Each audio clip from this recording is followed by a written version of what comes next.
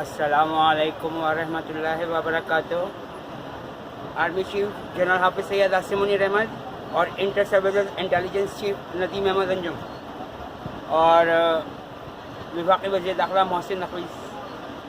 آپ لوگوں سے درخواست ہے کہ جب میں رائے بند ریلوے اسٹیشن سے گزر رہا تھا تو پٹریوں کی ایک سائڈ پر ہماری یہودی کمیونٹی نے جو پورے پاکستان میں جو ریلوے کے ایکسیڈنٹس کروائے ہیں اور جس طریقے سے میرے مسلمان بھائیوں اور دوسرے مذہب کے لوگوں کو قتل کیا گیا ہے، میرے مسلمان بھائیوں کو شہید کیا گیا ہے، تو ان کی فیملی کو معاوضہ دلایا جائے اور ساتھ ہی ساتھ میں یہ کہ پاکستان ریلوے لاہور میں جو ہیڈ کوارٹر ہے وہاں موجود ان یہودیوں سے یہ کہا جائے کہ بھائی صاحب یہ جو رائے بند پر جو بوگیاں کھڑی ہوئی ہیں نا، تو یہ بوگیاں آپ لوگ صحیح کروا کے دو گے، اور اگر نہیں صحیح کروا کے دیں گے تو پھر آپ سے درخواست ہے کہ ان سب کی جائیدادیں ضبط کی جائیں، کیونکہ کروڑوں نہیں اربوں روپے کی جائیدادیں، اور خاص طور پہ ہماری یہودی کمیونٹی کی شوکت خانم جلندھر انڈیا کی یہودن کا بیٹا عمران خان، اس کا بنی گالا اربوں روپے کی پراپرٹی ہے، کیونکہ ہماری یہودی کمیونٹی پورے پاکستان میں ڈکیتیاں مار مار کر امیر ہوئی ہے،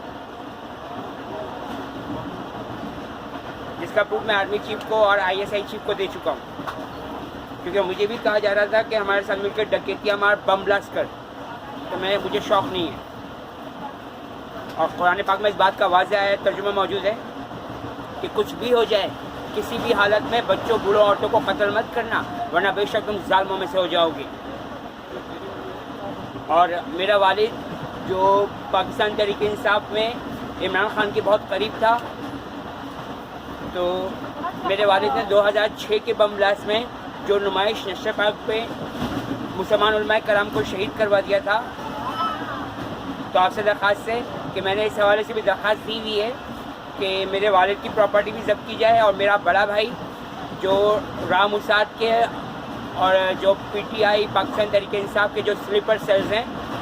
جہاں سے ہر روز ڈکیت نکلتے ہیں، بم بلاسٹ کرنے والے نکلتے ہیں، اور پورے پاکستان میں بم بلاسٹ کر کے واپس عام لوگوں میں شامل ہو جاتے تھے،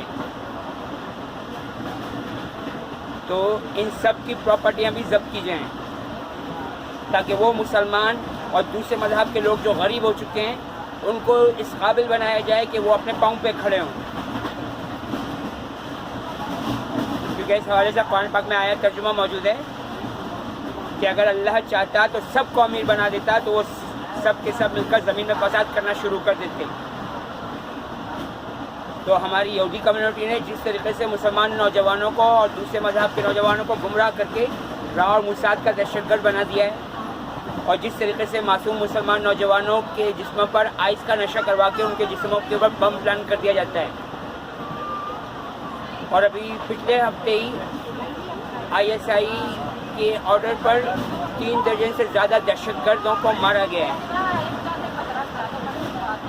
کیونکہ ظاہر بات ہے وہ ہماری یہودی کمیونٹی پاکستان تحریک انصاف کے لیے وہ دہشت گردی کرنے جا رہے تھے، اور قرآن پاک میں اللہ تعالیٰ نے صاف صاف کہا ہوا ہے کہ اے یہودیوں تم پر 2 بار عذاب کا وعدہ ہے، دونوں بار عذاب آیا، اور اب تیسری بار پھر عذاب آنے والا ہے۔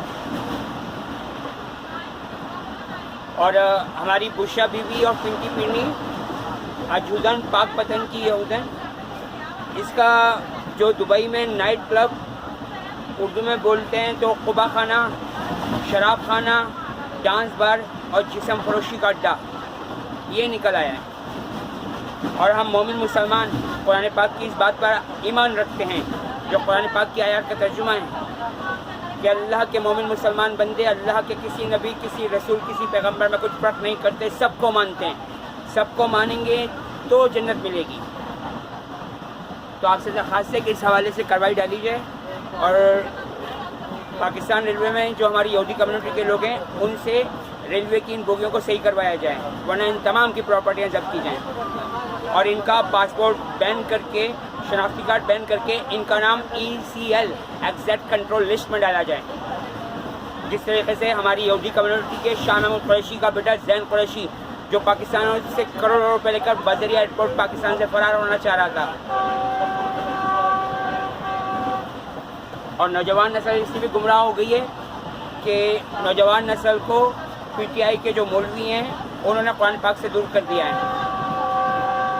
اور یہ یاد رکھنا چاہیے کہ صادق اور امین صرف آخری نبی الزماں محمد مصطفیٰ صلی اللہ علیہ وآلہ وسلم تھے، ہیں اور رہیں گے، اور یہ بھی کہ ان کے بعد کوئی نبی نہیں آ سکتا.